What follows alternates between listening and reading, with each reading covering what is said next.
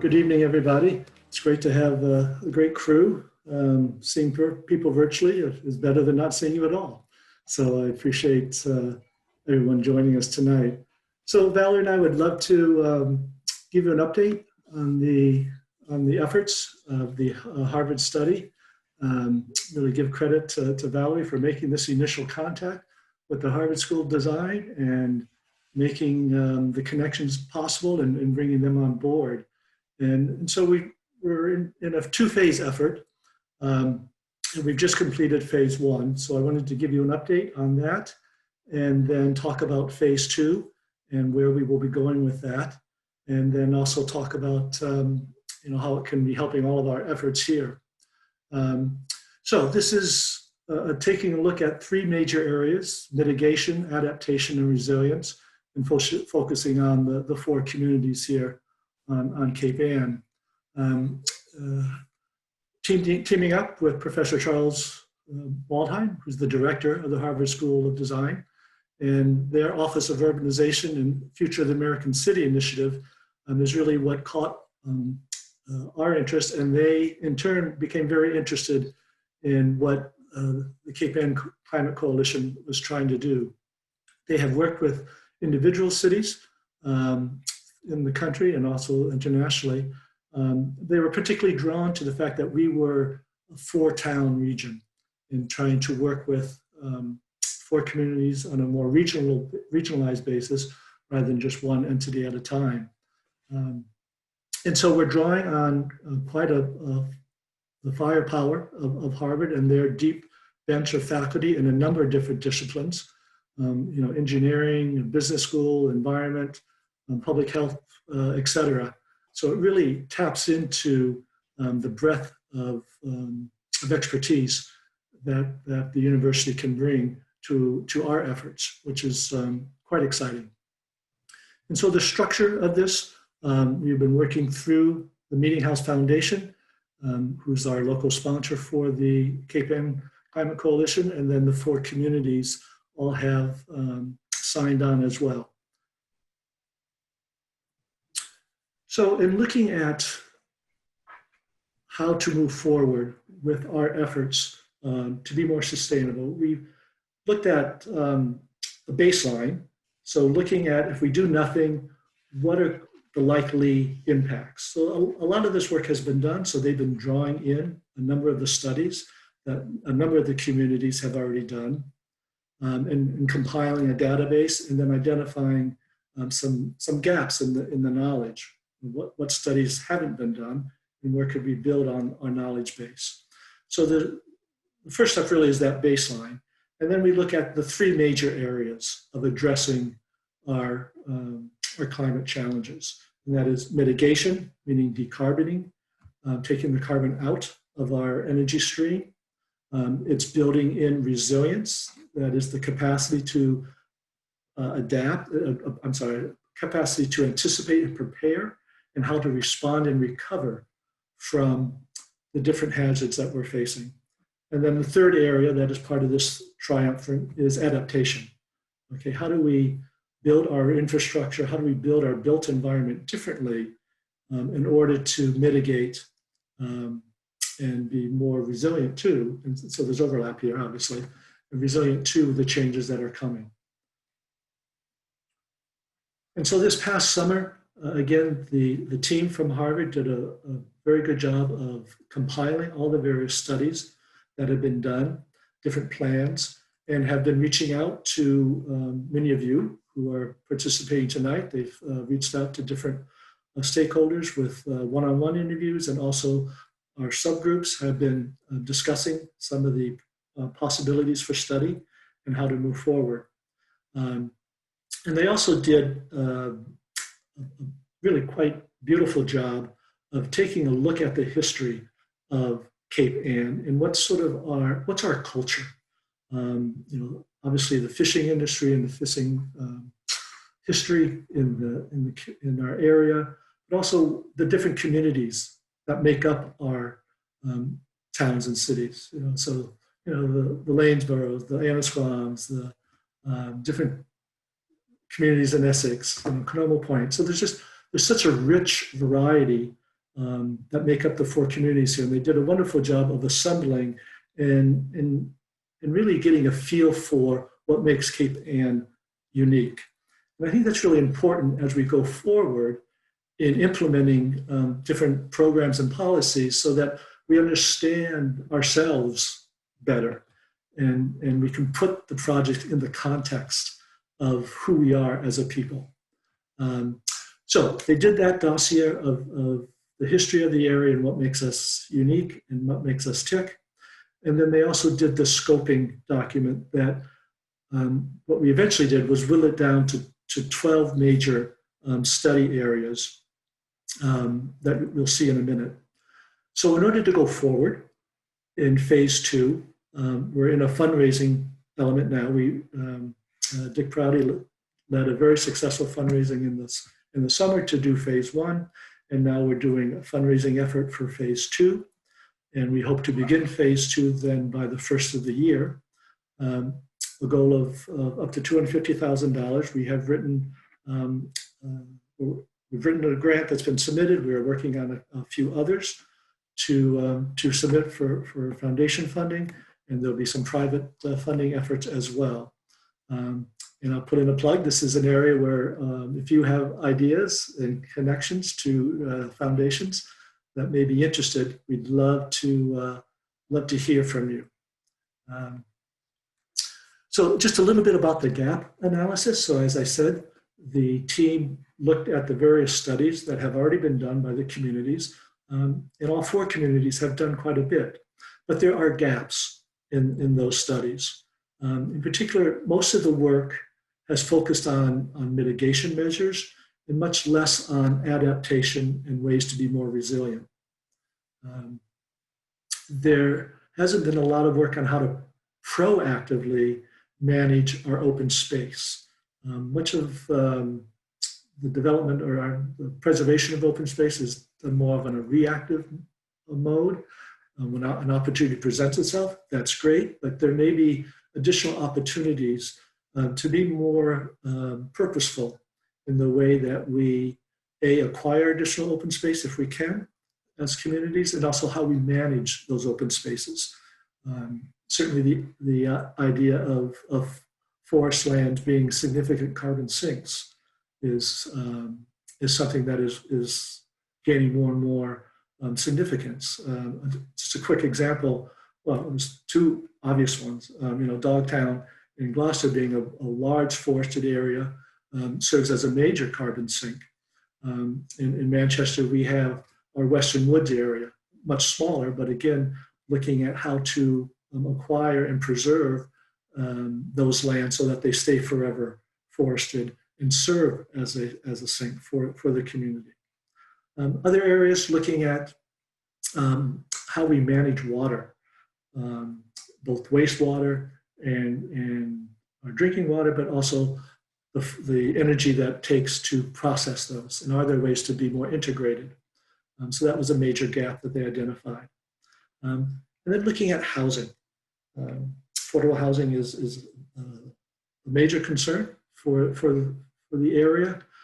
Certainly we have seen a significant boom in real estate just since COVID has hit. It's been interesting to watch the rise of housing prices just in the last 6-8 months.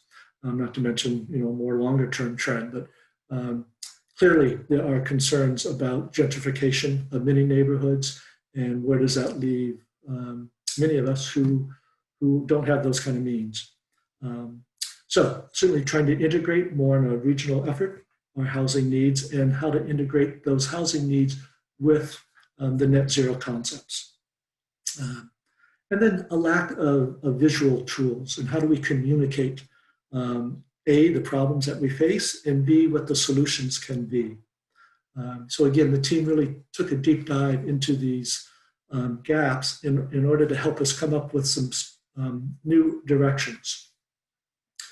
So as part of their analysis of our history and our geography, seems perhaps simplistic, but it actually works pretty well in terms of breaking our area into these 4 basic topologies, which all have their unique vulnerabilities.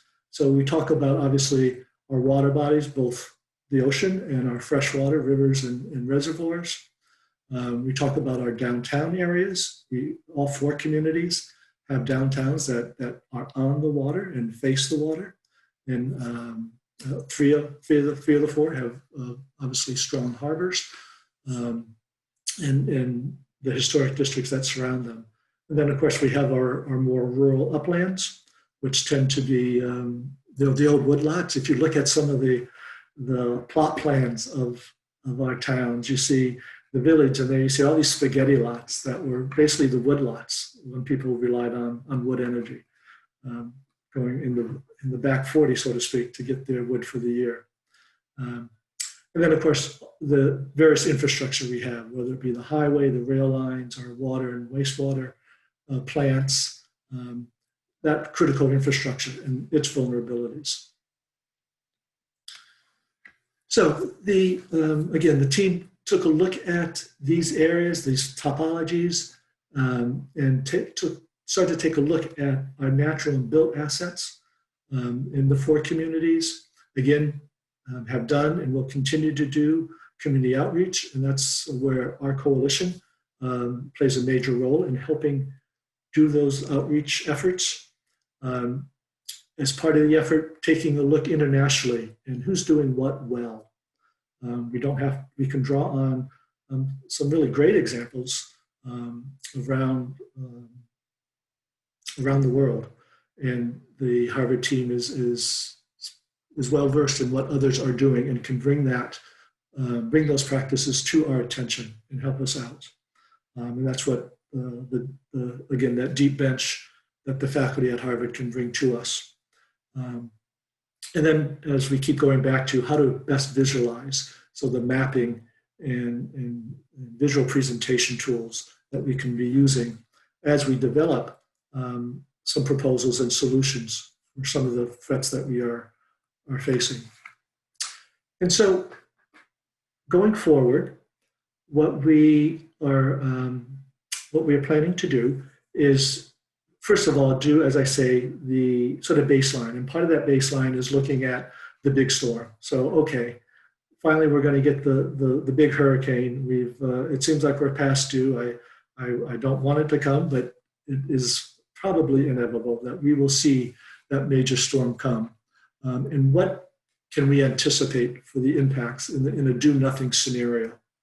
And how can we portray this scenario in a way that resonates with people and really motivates people as well to say, okay, we need to be acting and let's get serious about the challenges we face. So that's one major study then that will be completed as part of this effort. A second major area is this whole idea of our water and how we use it and how we clean it when we're done using it. It always amazes me that we take perfectly pure drinking water and intentionally pollute it. That's the system we have for how we manage our waste. And I can't imagine that if we were designing it new today, that's how we would do it. But it's the system we have. But there are ways that we can clean our wastewater in a way that can actually generate energy rather than be an energy drain. And so there's some exciting new technologies that we could be looking at. And so the Harvard team can help us take a deep dive into what that can look like. So a third area of major study is, again, taking a look at housing, getting back to that challenge of not only having a strong need for affordable housing, but also making sure that new housing is as energy efficient as possible, and indeed is net zero, meaning it's not contributing to additional carbon in the atmosphere. So again, working with experts in this field and working with the localities and working with existing folks who are working on housing, bringing them into the fold and working together on putting together concrete plans to help us not only diversify our housing, but making the housing that we do build net zero. and again, a roadmap on how to do that. And then the fourth major area of study, the deep dive, is taking a look at adaptation in terms of armoring where we need to. So what are the most critical pieces of infrastructure that we really can't sacrifice or we can't relocate? So do we need to do more armoring of some key areas and be very strategic in how we do that armoring and ensure that armoring one area just doesn't push the problem to another area, or if it does, that we've accommodated that new impact. And in addition, identifying those areas where, okay, we need to let nature have some space. And that may mean some managed retreat. So it's a delicate topic and one that quickly gets very emotional for people. But if we can do it on a regional wide analysis and identify those areas that are best suited for retreat and those areas that are best suited for armoring and maintaining. So those are the four deep dive studies that we plan to be doing. And again, these emerge from some of the gaps that were identified in the studies and efforts that have already taken place. And in addition, then, there are 12 additional case studies that won't have as deep a dive as the four that I just mentioned, but they will get attention and will receive the expertise that the Harvard team can bring to the table. Originally, we had a list of 24, and through different feedback from different groups of people, we've narrowed it down to these 12. I'm not going to go over them in detail, but you can read them on the screen here. And each of them will have information and suggested strategies as to how to advance each of these areas. One of the most popular one that got the most votes was how to solarize the Cape. How can we expand solar power throughout the Cape? That rose to the top in terms of the voting that we received. And there's a list here. You can read them: regional forestry, reducing car dependence, hydrogen production as a possible new use in Gloucester as an industrial use of the harbor. Others here, you can again read them. Sustaining farms and fisheries received many votes, if you will, and was very popular as an issue. And of course, how best to sustain our beloved beaches in the area. So again, I'm not going to spend a lot of time. I want to get to people's questions here, but I did want to show you, the last slide takes the last 4 out of the 12 studies that will be pursued. Again, not as a deeper dive as those 4 that I went into a little more detail, but areas that will be addressed and that the Harvard team will bring their expertise to help us understand how best to use each of these areas, artificial reefs off the coastline, adopting the port to new uses, et cetera, how each of these areas can help us significantly move the needle in being better prepared for the changes that are coming and reducing our contribution to the problem. And that is reducing our own carbon footprint as a region. So that was a lot of talking on my part. So let me stop and first ask Val if she would like to add anything that I have skipped over that was critical, and then take questions that people may have. No, nothing to add. That was great. Thank you, Greg. Great. Thank you, Greg. We'll open it up to questions. I'm not seeing anything in the chat right now, so feel free to just raise your hand forward, unmute yourself, and jump in with your question. Candace here again. I wonder if you could just explain what the gray to green infrastructure concept would include. It was one of the 12 additional studies. I think that, yeah. Go ahead, Val, if you want to take that. Yeah, sure. In general, those are kind of terms being applied to, sea heavily constructed, built, hard infrastructure to manage a variety of things, and stormwater, but also coastal armoring, heavily engineered, hard gray infrastructure, and then green or soft infrastructure using natural systems, marshes, vegetation, for a variety of purposes. So that's kind of a general dimension and drift in the field. And while I'm on a roll here, tell me a little bit about the hydrogen production and carbon capture item. We've been, the Clean Energy Commission in Gloucester has taken a look at something that was done on, I think it was Orkney Island, where there was a major project to create hydrogen that was then bottled in canisters by splitting water into hydrogen and oxygen. And then the hydrogen canisters were basically used as though they were storage batteries, and the hydrogen could be burned at a time when additional energy was needed and was not available from the grid.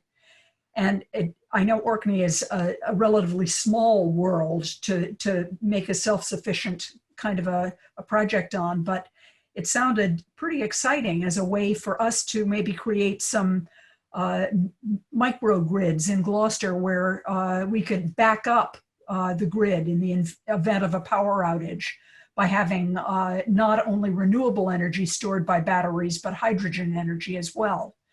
Do you think that's realistic? So this is not anything that I'm any particular expert on, but I do know that the literature is filled with the potential for hydrogen in general. And to some degree, the question is, what are the feasibility and business characteristics of getting investors to construct a plant here and locate it? And how far along is that technology development? So again, that's a great example of, you mentioned Orkney Islands, but this Harvard team has the capacity to scan examples and demonstration projects and learn from what's being done around the world. Excellent. Good. Thank you. That was one of the questions around tapping others. I do want to get to a couple that have come in the chat. One is, will any of the scenarios or case studies have cost estimates attached? If you could just really quickly touch on that, it would be great. So yes is the short answer. So yes, they will. Good. And what role is there for changes in bylaws for our communities regarding land use, conservation, wetland protection? This kind of brings up the proactiveness of communities in that regard. Yeah, I think in general, what is exciting to a number of us in the coalition is that Greg mentioned the proactive view around really looking at our natural systems and our housing as well in a more ambitious way, in a more holistic way, multiple benefits like carbon capture, but others as well. And then one of the advantages with the School of Design is they bring the expertise on zoning and planning methods by which one would provide incentives or build systems or create management programs. So I think that's built into the studies is, what are the changes in the bylaws that would have to go along with a more comprehensive, ambitious approach to managing our natural and built assets. Great. We'll just take a couple more and then move on. One is in terms of the timing of the 12 case studies, who they'll be presented to, and let's see, and how will the city, how supportive is the city in general? And maybe that's a question for somebody else in terms of sort of the temperature of the city kind of response to this. Well, I've seen that Safathia is on. I don't know if she's still here. Maybe you could unmute her and ask her that question. Well, I'm on another Zoom, but I'm here, which means that also Greg Ketamaturi is on here, and we've been working with Valerie, and I've been working with Valerie every month with Damon for the past 5 years. And like everyone keeps throwing in our faces that we need a new water treatment plan. And we went up to the state and we said to the state and the federal government, until you can get me one that is energy efficient and that we could make the waste recyclable to energy, don't talk to me. You know, and that's what we need to do. I'm not going to put $80 million into something that exists right now, and it's not going to do anything for our future, and especially our children's future. So we're working on that, and we gave a great support letter to have this going, and I voted 100% yes, let's join. And I'm one of the people who believe that, yes, coastal resilience, climate change, exactly. This city, this may right now, I can't see what's going to happen in the future, but right now you have my support where I'm looking at everything. And the same thing when I talk to the fishermen in the Fisheries Commission about, you know, and with Angela, it's not that we don't support the wind farms that are out in the ocean. It's just where you put them. We also had conversations with Coast Guard. You have to be careful because they have to also save lives, and they have to go in and out of those and have to not be able to be where the turbine turns. So if we're all at one table instead of separate tables, I think that we'll be able to actually hit some great energy from sea to land to everywhere. So you have my support. I'm here. So I'm willing to learn. You know, I still have a lot more to go, and I'm here to learn. Great. Thank you, Thank Mayor, you, for Mayor. weighing in. This is, could I jump in also? This is Bruce Tarr. By all means. Well, hi, Thank you Bruce. very much. Hi, Val. I want to thank Greg and Val for leading us down these paths. I think they're very productive, and I want to say I'm 100% supportive. And in fact, I actually chair the Great Marsh Coalition Revitalization Task Force to try to use marshes and our natural resources as a way to attenuate wave damage and wave energy. I also think it's incredibly important to try to look at carbon sequestration using those natural resources. And also the issue of trying to develop hydrogen from ocean water resources is a really good one to look at. But I would caution folks, we have to look at the amount of energy that would be needed to create the hydrogen, because it would likely, in our case, also involve desalination, which could be a heavy energy user. So a lot of very positive things, and I just want to express my support. Thank you, Bruce. Excellent.